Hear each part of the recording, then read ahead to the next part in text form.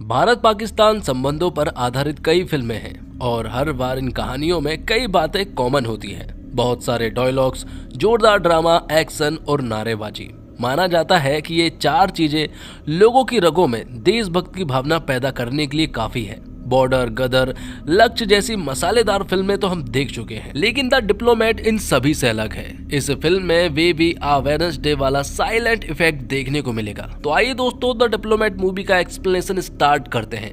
Video अगर अच्छा लगे तो वीडियो को लाइक करके चैनल को सब्सक्राइब जरूर कीजिएगा ताकि आपको इसी तरह के लेटेस्ट और फ्रेश कंटेंट मिलते रहे। तो फिल्म की शुरुआत होती है पाकिस्तान के बुनेर से, जहां पर कि हमें ताहिर नाम के आदमी को दिखाया जाता है जो कि अपनी वाइफ मतलब कि उजमा अहमद को कहीं पर लेकर जा रहा होता है। और उजमा जो है वो बहुत ही ज्यादा डरी हुई थी। और फिर थोड़ी देर के बाद मालूम चलता है कि ताहिर के साथ उजमा जो है वो इंडियन एम्बेसी जा रही है। यहाँ पर कौन सा काम है ये तो नहीं पता, लेकिन बहुत ही जरूरी काम है ये जरूर पता है। बहुत देर तक इंतजार करने के बाद अभी उन्हें अंदर जाने की एंट्री नहीं मिली थी और ना ही उन्हें किसी ऑफिसर से मिलने दिया जा रहा था। इसलिए यहाँ पर ताहिर जो है वो अपने साथी के साथ बाहर जाकर सिगरेट पीने लगता है और ये मौका देखकर उजमा अहमद जो है वो तुरंत ही इंडियन एम्बेसी के अंदर पहुंच जाती है। सभी लोग पूरी तरह से डर जाते हैं कि आखिरकार ये लड़की कौन है जो कि अंदर घुस आई है। तभी तिवारी कहता है कि हमें इस लड़की को तुरंत ही बाहर ले जाना होगा क्योंकि हो सकता है कि इसने अपने साथ बॉम्ब लेकर आई हो।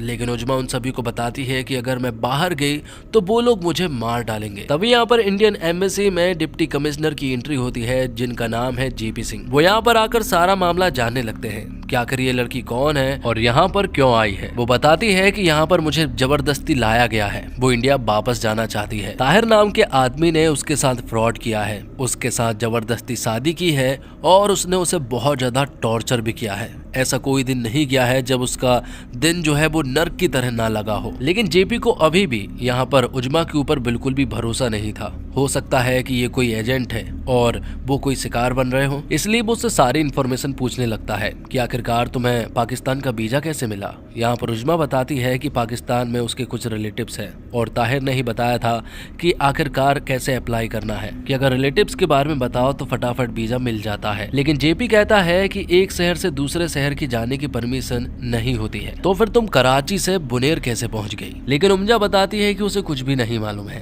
ताहिर ने कितनी चालाकी से उसे बुनेर ले गया उसे बिल्कुल भी पता नहीं चला। जेपी यहाँ पर उमजा से कहता है कि क्या तुम्हारी पुलिस रिपोर्टिंग हुई थी, तुम्हारे पास कोई इमिग्रेशन है।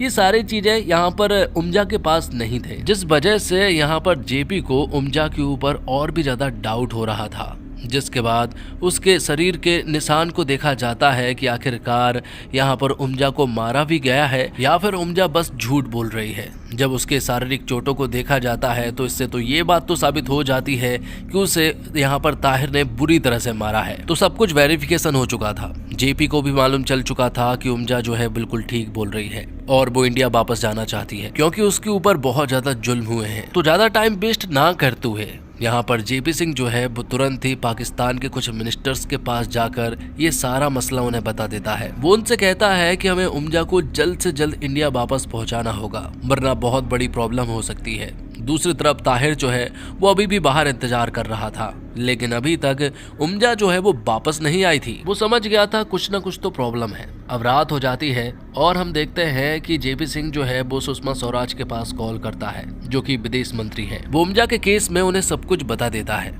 और वो उनसे ये भी बता देता है कि वो बिल्कुल ठीक बोल रही है और हमें उसे जल्द से जल्द इंडिया भेजना होगा। लेकिन ये इतना आसान नहीं होने वाला था क्योंकि पाकिस्तान के कुछ एजेंट्स जो है वो इसमें टांग अड़ा रहे थे और तभी ये बात जो है वो मीडिया में फैल जाती है। ताहिर ने सारे मीडिया में बोल दिया था कि उसकी वाइफ को जबरदस्ती वहाँ इंडियन एम्बेसी में रखा गया है और उससे मिलने भी नहीं दिया जा रहा है। तो वहाँ मीडिया के द्वारा इंडियन एम्बेसी को बुरा बताया जा रहा था। तब सुषमा स्वराज यहाँ पर जेपी सिंह को एक सजेशन देती है कि ताहिर ने तो मीडिया के सामने सब कुछ कह दिया है और अगर उजमा भी मीडिया के सामने और कोर्ट के सामने बयान दे दे तो फिर सारी प्रॉब्लम सॉल्व हो सकती है। तो जेपी सिंह ऐसा ही करने का सोचता है। लेकिन फिलहाल तो जेपी सिंह यहाँ तिवारी से कहता है कि वो ताहिर के ऊपर नजर रखे, वो जहाँ जहाँ भी जा रहा है उसके ऊपर नजर रखो। तब जेपी सिंह तुरंत ही उजमा के पास जाता है। वो उसे बताता है कि तुम्हें कल ही मीडिया के सामने और यहाँ कोर्ट में भी जाना होगा और वहाँ अपना बयान देना होगा, तभी ये सारी प्रॉब्लम सॉल्व हो सकती है। लेकिन उजमा कहती है कि वो ताहिर को फेस नहीं कर सकती है, इसलिए वो कोर्ट नहीं जाने वाली है। लेकिन जेपी को समझ नहीं आ रहा था कि आखिर उजमा ऐसा क्यों कर रही है। अगर उसे वापस इंडिया जाना है तो उसे तो इतना करना ही पड़ेगा। उजमा बताती है कि वो ताहिर को फेस क्यों नहीं कर सकती, इसकी एक वजह है, और तब जाकर वो अपनी सारी कहानी बताती है। वो बताती है कि वो कुछ महीने पहले मलेशिया गई थी काम की तलाश में। जब वो मलेशिया पहुंची तो उसे कोई काम तो नहीं मिला, लेकिन उसकी मुलाकात ताहिर नाम के बंदे से हो जाती है। जब वो ताहिर से मिली थी तो ताहिर बहुत ही सीधा साधा और बहुत ही ज्यादा केयरिंग बंदा था। मालूम चलता है कि उजमा जो है वो 28 साल की है और उसकी एक नूर नाम की बेटी भी है। तो मलेशिया में ताहिर और यहाँ उजमा के बीच में एक अच्छी खासी दोस्ती हो जाती है। कहीं ना कहीं ताहिर तो उससे प्यार करने लगा था और उजमा भी कहीं ना कहीं यहाँ पर ताहिर को चाहने लगी थी। कुछ दिन बाद मालूम चलता है कि उजमा की बेटी नूर को थैलीसीमिया नाम की एक बीमारी हो जाती है। तब उजमा बहुत ज्यादा टेंशन में आ जाती है, क्योंकि वो ट्रीटमेंट जो है वो बहुत ही ज्यादा एक्सपेंसिव था। लेकिन यहाँ पर ताहिर उसे सपोर्ट करता है। वो कहता है कि मैं इसका ट्रीटमेंट करवा सकता हूँ, बस तुम्हें पाकिस्तान आना होगा, क्योंकि वहाँ पर नेचुरोपैथी के द्वारा इसका इलाज संभव है। तब वो उसकी बात मान लेती है और उसके कहने के मुताबिक उसे जैसा वीजा चाहिए था वैसा उसे वीजा भी मिल जाता है और वो तुरंत ही पाकिस्तान पहुँच जाती है। और वहाँ पहुँचने के बाद वो पहुँचती है बुनेर। वो एक ऐसी जगह है जो जगह बहुत ही ज्यादा खराब थी। शुरुआत में ही उसे इस बात का अंदाजा हो गया था कि ये जगह बहुत ही ज्यादा खराब है। वहां पहुंचने के बाद उजमा ने देखा कि ताहिर जो है वो बहुत ही अलग इंसान है। उसकी शादी हो चुकी है और उसके बच्चे भी हैं। वो यहाँ पर उसे फ्रॉड करके लेकर आया है। वो उजमा के साथ यहाँ पर बुरी तरह से बर्ताव करता, उसके साथ सेक्सुअल असॉल्ट करता और उसे बुरी तरह से मारता। ऐसा कोई सा दिन नहीं जा रहा था जब उजमा ने तकलीफ ना सही हो। और फिर कुछ ही दिनों के बाद बंदूक की नोक पर ताहिर यहाँ पर उजमा से शादी कर लेता है और फिर उसे उसी तरह से मारता।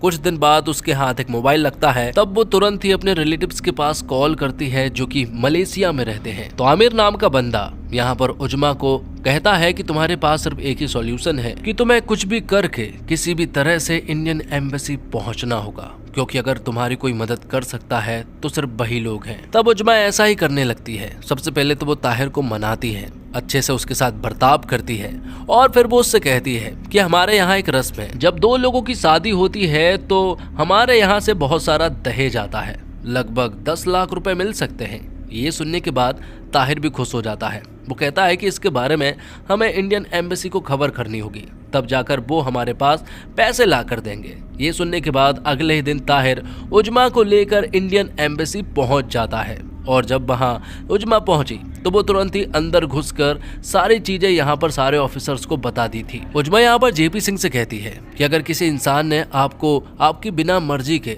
रोज टॉर्चर किया हो और आपके साथ इतना बुरी तरह से बर्ताव किया हो कि आप उसके साथ रहने की वजह मरना पसंद करेंगे, तो आप उसके सामने कैसे जा सकते हो? शायद आप औरत नहीं हो इसलिए आप मेरा दर्द नहीं समझ पाएंगे, लेकिन जेपी सिंह कहता है कि मैं आपका पूरा दर्द समझ रहा हूँ और मैं तुम्हें इंडिया जरूर पहुंचाऊंगा। तब जेपी सिंह तुरंत ही सैयद नाम के एक वकील के पास कॉल करता है जो कि एक अच्छा वकील है और उसकी सारी प्रॉब्लम को समझ भी रहा था। वो उसे सारी चीजें समझा देता है और सैयद भी उसका केस ले लेता है। वहाँ दूसरी तरफ हम देखते हैं कि तिवारी जो है वो अभी भी ताहिर के ऊपर नजर रख रहा था। वो पुलिस स्टेशन जाकर पुलिस वालों से कह रहा था कि उसकी वाइफ उजमा को इंडियन एम्बेसी वाले ने जबरदस्ती रखा है। ये सारी चीजें तिवारी बाहर से देख रहा था और फिर थोड़ी देर के बाद ही तिवारी के पास जेपी सिंह का कॉल आता है। वो उससे कहता है कि तुम ताहिर के ऊपर नजर रख रहे हो ना। यहाँ पर तिवारी बताता है कि ताहिर उसके सामने ही है और वो पुलिस स्टेशन में है। तब यहाँ पर जेपी सिंह कहता है कि तुम एक काम करो, ताहिर के पास जाओ और उससे ना मेरी बात कराओ। तब जेपी सिंह कहता है कि क्या बात कर रहे हैं सर आप, मैं उन्हें इतनी दूर से देखने में डर रहा हूँ, मैं उनके पास आखिरकार कैसे जाऊंगा? लेकिन जेपी सिंह उससे कहता है कि तुम्हें जाना ही होगा। तब तिवारी ताहिर के पास जाता है और उसकी बात जेपी सर से कराता है और फिर अगली सुबह हम देखते हैं यहाँ पर ताहिर को, जो कि जेपी सर से मिलने के लिए इंडियन एम्बेसी पहुंच चुका था, क्योंकि रात को जेपी सर ने ताहिर से कह दिया था कि अगली सुबह 11 बजे अगर वो इंडियन एम्बेसी आ जाता है तो हम आपकी मुलाकात उजमा से करा देंगे। लेकिन ये दरअसल में जेपी सिंह की एक बहुत बड़ी चाल थी, क्योंकि जेपी सिंह ने यहाँ पर ताहिर और उसके लोगों को उलझा कर रखा था और उसका टाइम वेस्ट वो लोग कर रहे थे। वो इसलिए क्योंकि वहाँ उजमा जो है वो चुपचाप मजिस्ट्रेट कोर्ट पहुंच चुकी थी और मीडिया के सामने भी उसने सारा बयान दे दिया था और अब ये बात मीडिया में भी पूरी तरह से फैल जाती है। जब यहाँ पर जेपी सिंह का काम हो जाता है तो वो ताहिर को कहता है कि अब हम आपकी बात उजमा से बुधवार के दिन कराएंगे। लेकिन ताहिर के पीछे भी आईएसआई का हाथ है, इस वजह से वो पीछे नहीं हट रहा था।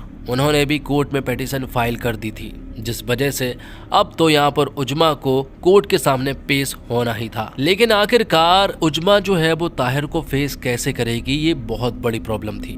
और इससे भी बड़ी प्रॉब्लम ये है कि जब उजमा को कोर्ट ले जाया जाएगा तब रास्ते में ये लोग हमला जरूर करेंगे और ये एक बहुत बड़ी प्रॉब्लम होने वाली थी। फिलहाल सैयद यहाँ पर जज साहब से कह रहा था कि उजमा यहाँ पर ताहिर को फेस नहीं कर सकती है, इसलिए वो कोर्ट नहीं आ सकती है। लेकिन जज साहब का कहना यह था कि अगर उजमा यहाँ पर सारी चीजें कह देती है ताहिर के सामने तो उसकी बातें सच हो जाएगी। उजमा बालिग है और अगर उसके साथ सचमुच ही बुरा हुआ है और अगर ये सारी बातें वो हमारे सामने कह देती है तो फिर उसे इंडिया जाने से कोई भी नहीं रोक पाएगा। लेकिन प्रॉब्लम तो यही है कि आखिरकार उजमा ताहिर के सामने कैसे जाएगी। यहाँ पर जेपी सिंह उजमा को समझा रहा था कि तुम्हें अब किसी भी हालत में ताहिर के सामने जाना ही होगा, क्योंकि हम तुम्हें 3 हफ्ते से ज़्यादा यहाँ पर नहीं रख सकते हैं। अब तुम्हारे पास सिर्फ 2 ही ऑप्शन हैं, या तो हम तुम्हें ताहिर के हवाले कर देंगे और या फिर तुम कोर्ट जाकर सारी चीज़ें जज साहब के सामने कह दो ताकि तुम यहाँ से इंडिया चली जाओ। बस तुम्हें थोड़ी सी हिम्मत दिखानी है जिसमें मैं तुम्हारा पूरा साथ दूंगा। जेपी सिंह यहाँ पर उजमा को एक फ्लैशबैक का सीन दिखाता है। वो कहता है कि कुछ साल पहले इंडियन एम्बेसी पर एक हमला हुआ था, वो हमला हम रोक नहीं पाए थे और इस हमले में कई सारे लोगों की जान चली गई थी। वो हमला इतना भयानक था कि आज भी उन लोगों की चीखें उसके कानों में गूंजती है। वो उन्हें भूल नहीं पा रहा है क्योंकि वो हमला वो रोक नहीं पाया था। आज भी ऐसा ही हो रहा है। अगर तुम्हें हमने ताहिर के पास भेज दिया और अगर हम तुम्हें इंडिया नहीं भेज पाए तो मैं खुद को माफ नहीं कर पाऊंगा, इसलिए तुम्हें ये करना ही होगा। मैं जानता हूँ कि तुम्हारे लिए ये बहुत मुश्किल होने वाला है, लेकिन अगर ये तुम कर देती हो तो तुम अपनी बेटी के पास वापस जा सकोगी, तुम इंडिया वापस जा सकोगी। तब उजमा भी कोर्ट जाने के लिए राजी हो जाती है और अब वो अगले ही दिन कोर्ट में जाने वाले थे। लेकिन रास्ते में क्या होने वाला है ये जेपी सिंह बहुत अच्छे से जानता है। जब वो लोग यहाँ से जा रहे थे तो यहाँ पर अचानक से उनके ऊपर हमला हो जाता है और ताहिर के बहुत सारे लोग यहाँ पर आ जाते हैं। जेपी सिंह इसके लिए पहले से ही तैयार था, इसलिए उसने पाकिस्तान के कुछ मिनिस्टर्स के पास कॉल कर दिया था और उन्हें इस सब के बारे में बता दिया था। जब उन लोगों ने कार को घेरा तो यहीं पर आईएसआई का एक एजेंट भी मौजूद था जिसके पास एक कॉल आता है और इन लोगों को कार से दूर करने के ऑर्डर्स आ जाते हैं, जिस वजह से सभी लोग यहाँ से चले जाते हैं। अब थोड़ी देर के बाद ही जेपी सिंह यहाँ उजमा को लेकर कोर्ट पहुँच जाता है, लेकिन कोर्ट में पेश होने से पहले यहाँ पर उजमा जो है सुषमा स्वराज से बात करती है। सुषमा स्वराज यहाँ पर उजमा से कहती है कि तुम्हें कोर्ट में जाकर बिल्कुल भी डरने की जरूरत नहीं है, तुम इंडिया की बेटी हो और हम तुम्हें पूरा सपोर्ट करेंगे, चाहे कुछ भी हो जाए हम तुम्हें इंडिया वापस ला कर ही रहेंगे। इतनी बात सुनने के बाद तो उजमा के अंदर कॉन्फिडेंस आ जाता है और वो तुरंत ही जज साहब के सामने सारी चीजें बोल देती है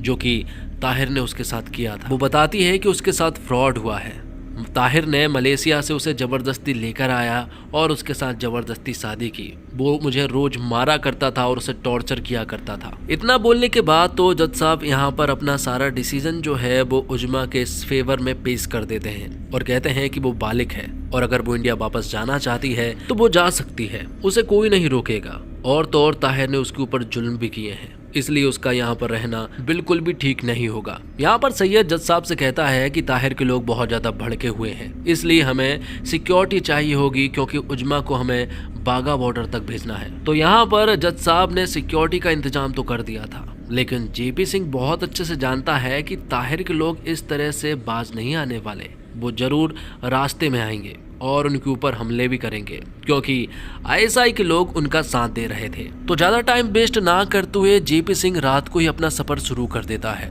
यहाँ पर ताहिर और उसके लोगों को मालूम नहीं चला था, लेकिन पुलिस वालों के द्वारा यहाँ पर सारी चीजें मालूम चल जाती है।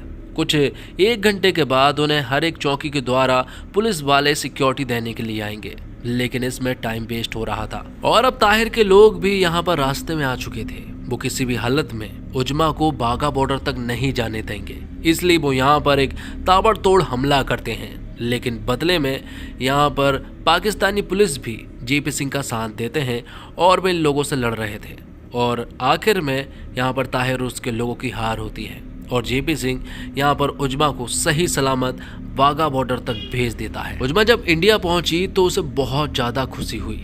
सुषमा स्वराज उसे खुद लेने के लिए आई थी, तो जेपी सिंह ने उजमा को अपनी देश की बेटी को वापस सौंप दिया था। नाम सवाना जैसी फिल्म और स्पेशल ऑप्स जैसी वेब सीरीज के निर्देशक रह चुके शिवम नायर ने सच्ची घटना को फिल्म में तब्दील करते हुए कहीं भी ओवर द टॉप नहीं बनने दिया। जॉन अब्राहम जैसे एक्शन स्टार की मौजूदगी में ऐसे होने की संभावना बहुत ही प्रबल थी, मगर शिवम ने किरदारों को रियलिस्टिक ढंग से पेश किया है। फिल्म की शुरुआत थोड़ी धीमी गति से होती है, मगर फिर कहानी अपने थ्रिलर अंदाज में आगे बढ़ती है। रितेश शाह के चुटीले संवाद कहानी को हल्के फुल्के पल प्रदान करते हैं। फिल्म की पटकथा दुरुस्त है। कुणाल वाल्वे की एडिटिंग धमाकेदार है, जबकि सिनेमेटोग्राफी डीनो पोपम ने पाकिस्तान के खैबर इलाके की वीरना और भयावहता को कैमरे में खूबसूरती से कैप्चर किया है। हालांकि शिवम कोर्ट रूम के दृश्यों को और प्रभावी बना सकते थे। संगीत के मामले में भारत नैना और घर जैसे गीत विषय के रूप में हैं। क्लाइमैक्स दमदार है, जिसे निर्देशक ने सुषमा स्वराज, उजमा अहमद और जेपी सिंह के वास्तविक फुटेज के साथ पेश करने की विश्वसनीयता प्रदान की है। अगर आप एक्शन लवर है तो फिल्म आपको निराश करेगी, क्योंकि इसमें कोई high octane action packed drama नहीं है जहां हम जॉन अब्राहम को शर्टलेस देख सके। फिल्म को वास्तविक ही रखने की कोशिश की गई है। जॉन अब्राहम को एक दृढ़, सुलझे हुए और सीधे साधे राजनायक के तौर पर दिखाया गया है। इस किरदार में वो बखूबी जमे भी हैं। यह कहना गलत नहीं होगा कि इस बार जॉन ने अपने लिए कुछ अलग चुना है और ये उन्हें पूरी तरह से सूट भी कर रहा है। जॉन अब्राहम ने अपने अभिनय के दम पर इस रोल को पूरी तरह से जस्टिफाई भी किया है। हमेशा दमखम दिखाने और अपनी ग्लैमरस बॉडी को फ्लॉन्ट करते नजर आने वाले जॉन अब्राहम इस बार सूट बूट में है और अपनी शालीनता को दर्शा रहे हैं। सादिया खातिब की बात करें तो यह वास्तव में फिल्म में असली हीरो बनकर सामने आई है। तेज भागती इस कहानी में वो खुद को स्थापित करने में कामयाब रही है। सादिया खातिब ने उजमा अहमद के वास्तविक जीवन की कहानी को पेश किया है।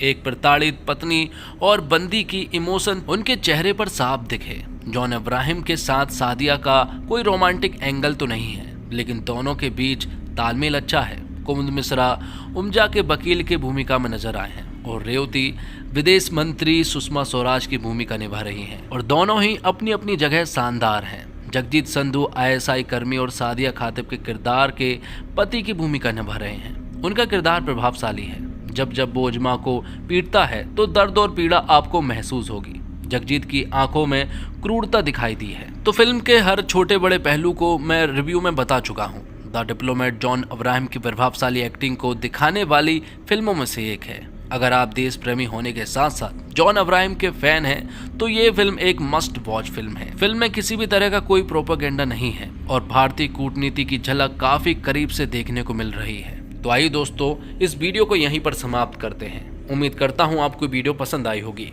वीडियो पसंद आई हो तो वीडियो को लाइक करके चैनल को सब्सक्राइब जरूर कीजिएगा, ताकि आपको इसी तरह के लेटेस्ट और फ्रेश कंटेंट मिलते रहे। धन्यवाद। जय हिंद, जय भारत, जय श्री राम।